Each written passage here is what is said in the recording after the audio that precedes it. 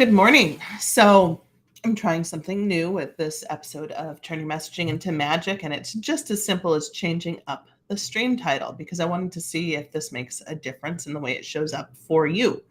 With that said, let's dive in. Today, I want to talk about the three things that I wish I had known when I was first starting out in business for myself. And even though you could argue that I've been like in business for myself since 2013, it was really not a serious, cohesive decision until 2019. So, like, what are the things that I wish I'd known? First, I wish I'd had a clearer vision of what I wanted to do. When I first set out, I knew that I wanted to be in business for myself, but I didn't know what I wanted to do or how I wanted to do it, which may feel shocking because 3.5 years later, here I am. And the reality is all these things that I do now are built upon what I've done for the last 20 years, which is incredibly crazy to be able to say out loud, right? So, more important than having a clear vision, though, I wish I had thought bigger when I started. So I would say that the first pitfall, so to speak, is thinking too small. Because if I had thought bigger, I would have realized that I could do so much more than what I first set out to do, which was just to make an income, right? Which was just to bring money in. Um, and I think a lot of business owners, when they're starting out, do the same thing. We think too small because there is so much that's going on. It's like, okay, what is the small goals? And I don't think, like, I want to be very clear.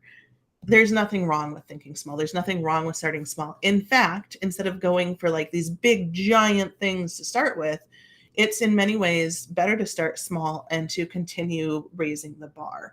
Um, but I also think that you need to have these big goals that you're working towards and that you're backing out of. So, like, let me give you an example. So, maybe you want to say, I want to have $1 million business, right?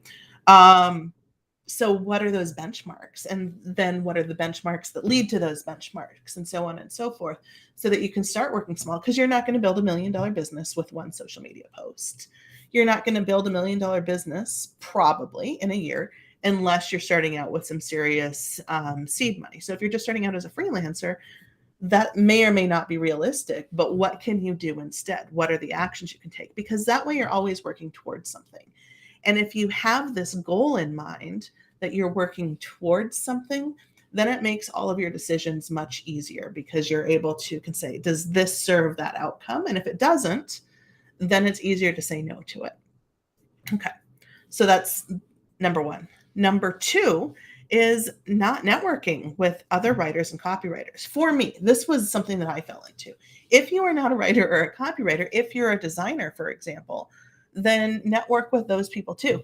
I made the mistake of only networking with people that I thought would be potential referral partners or potential clients.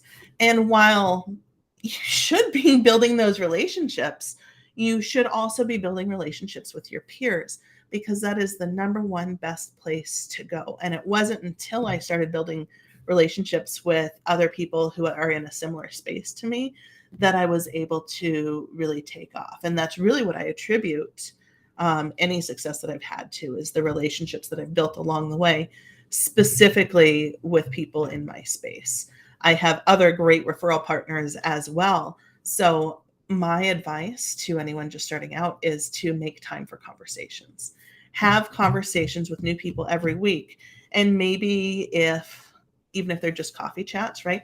So maybe the first conversation you have, week one, is all about,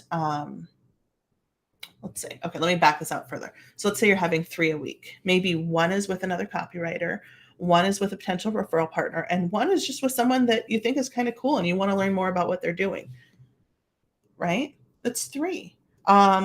Or maybe that third one is a prospective client. But I generally think of prospective clients as not having coffee conversations. To me, those are like consultations. And so I always leave room in my calendar for a number of consultations every week. And my coffee chats tend to book out several weeks simply because it's I try to hold them to 2 to 3 a week. Okay. The third big mistake that I think a lot of people make, and there's a number of reasons that we all make this, is failing to prioritize visibility. Because, for one, there's a lot of imposter syndrome. It's like, well, how can I step out there and say this? What if they think I'm wrong? What if they laugh at me? What if, what if, what if? And then we don't take action. Instead, making that social post, doing that live video. And the more you do it, the better it's going to be. I can tell you that 100% of the time that I didn't post, I didn't get visibility. Whereas, not every post, not every live video results in significant engagement, but it's part of those building blocks. So, right, it goes back to those big goals. What is your big goal? To have, I don't know, 100,000 page views a month on your website? Cool. How are you going to get there? You're going to get visible. So what are the steps? Okay. Maybe I make one social post and maybe only one person goes back to my site. No big deal, right? It is not the end of the world, but it's not going to happen if I'm not taking those actions. So a lot of times, it goes back to those habits and breaking down your goals into benchmarks and milestones and actions to take to get there. So I want to hear from you. Like, what is the thing that you wish you had done? And I'm going to tag my new friend Iabo, because she asked me this and now I'm inspired. So if you are on my mailing list, watch for an email about this soon, because I'm really curious to hear what you wish you had known. What are some of these big pitfalls or mistakes that you wish you had avoided? And because I see a comment here, I want to address it. Like, how do you get over going live? For me, it's easier to go live than it is to pre-record videos, because if I am pre-recording a video, I misspeak or I make a mistake, I'm going to hit pause. I'm going to go back and I'm going to re-record the whole thing, because I am not a video editor. There are many things I'm good at that makes me want to cry. So I don't typically do that, right? But what does it allow me to do? It allows me to just speak. And sometimes what comes out is really great. Sometimes a lot of the stuff that's rattling around in here comes out in a way that makes sense, or at least is thought-provoking. And at other times, it is kind of nonsense. And that's okay too. If it's absolutely terrible and it's a live video, whoever sees it live, but you can always delete it later. And again, 100% of the times that you don't take action, you don't get results. So it's all about taking one of those steps every day. All right. Hope that you all have an amazing Tuesday. Thanks for tuning in, and I will talk to you soon.